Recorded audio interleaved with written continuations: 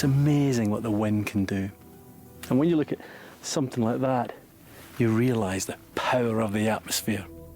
It's constantly at work, constantly shaping the land.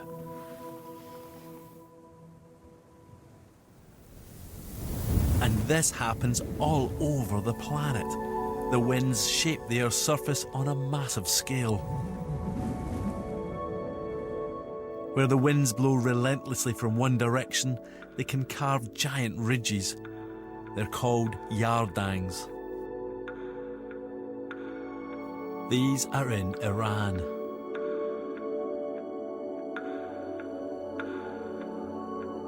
While these are in northwest China. But this scouring doesn't just shape the land. It's only the first stage of a process that transports many vital ingredients needed for life all around the planet.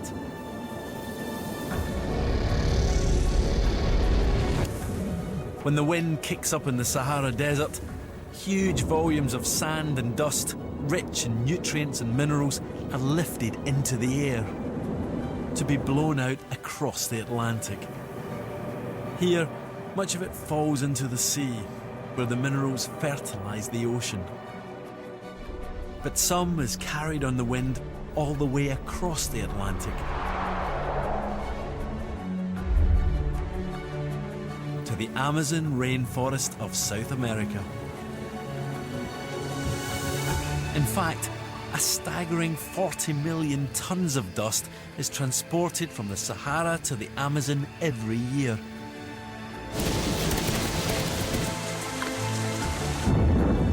Here, the rain washes it out of the atmosphere and onto the forests below,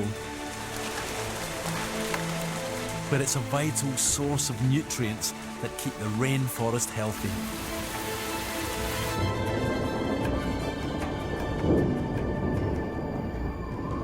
In this way, the constantly swirling atmosphere plays a critical role in the cycle of life on Earth. But this constant churning of the air around us is fundamental to how our planet works in another, much more direct way. It creates the weather. At the heart of everything is heat.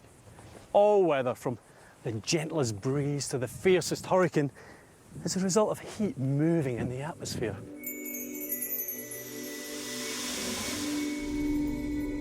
This is 3 months of weather packed into just a few seconds.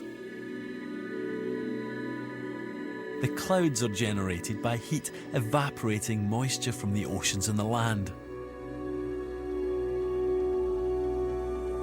The weather patterns that result are complex and unpredictable because of the way the atmosphere interacts with the land, the sea, and even the planet's ice.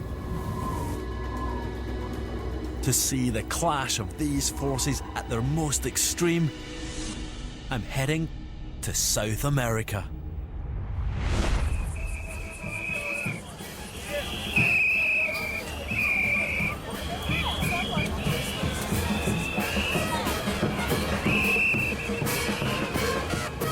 This is the Festival de la Pachamama.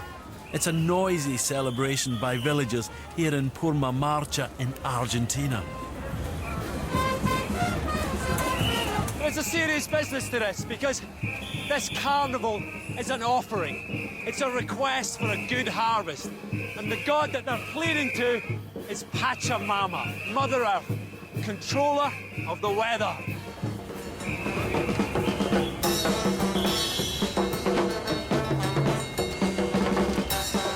We spend a lot of time talking about the weather, but here they really get something to talk about, because in this part of Argentina, they've got some of the worst storms in the world.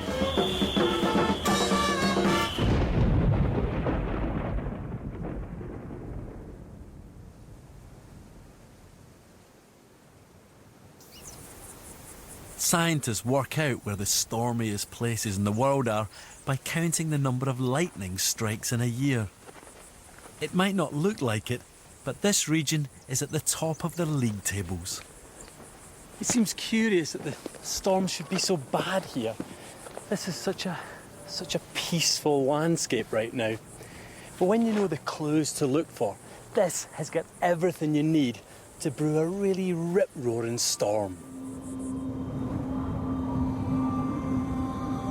This landscape is the perfect arena for two very powerful masses of air to clash,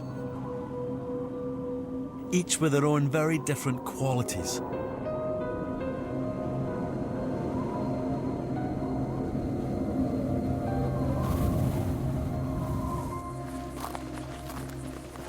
Here in Argentina, the warm, moist air is particularly warm and moist because it's been swept down from one of the stickiest places in the world. Just to the north of me here is the Amazon basin.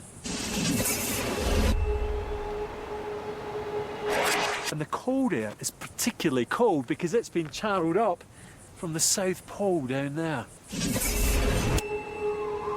And this combination is a recipe for trouble. The extreme turmoil caused by the cold and warm air clashing is what drives a storm. But there's another feature of this landscape that makes storms particularly frequent and intense in this region.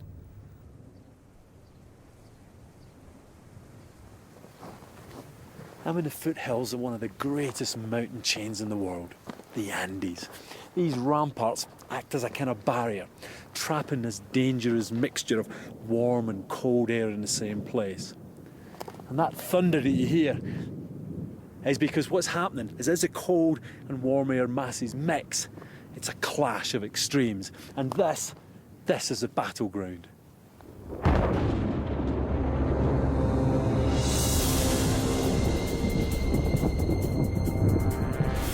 Storms are gathering in the mountains, so that's where I'm heading. I'm hoping to see some of the lightning this region is famous for. The problem is, while the mountains make this area stormy, they don't make it easy to catch up with a storm.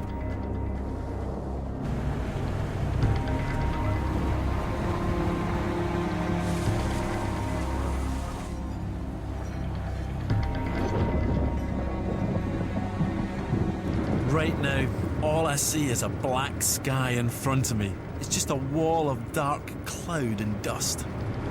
I mean, what we haven't seen is lightning, or I haven't seen any.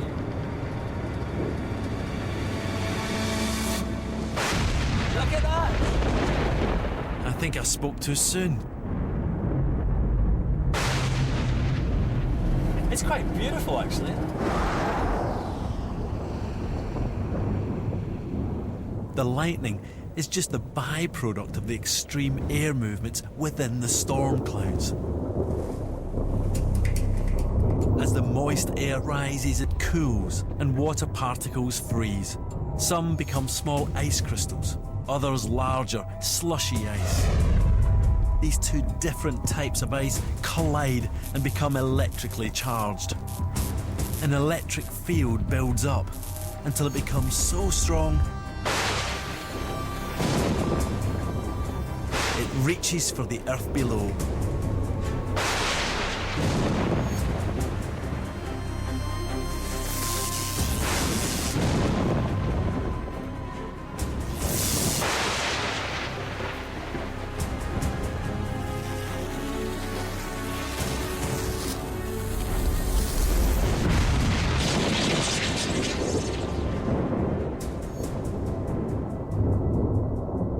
Far higher in the atmosphere is a much more elusive, much more exotic form of lightning.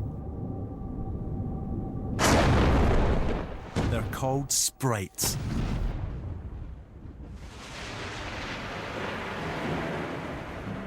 This is a type of lightning that doesn't strike down towards the ground, but instead reaches upwards, sometimes as far as 75 kilometers high into the mesosphere.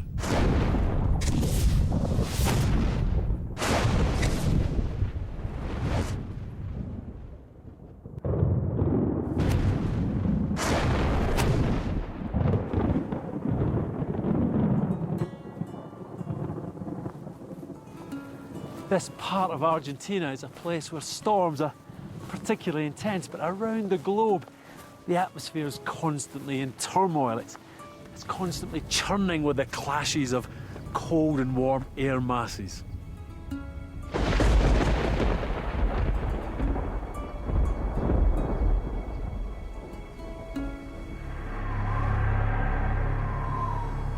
We've seen the power of the atmosphere to shape the planet and create the weather. But it's the relationship between the atmosphere and life that has made our planet unique in the solar system. To understand how this vital relationship evolved,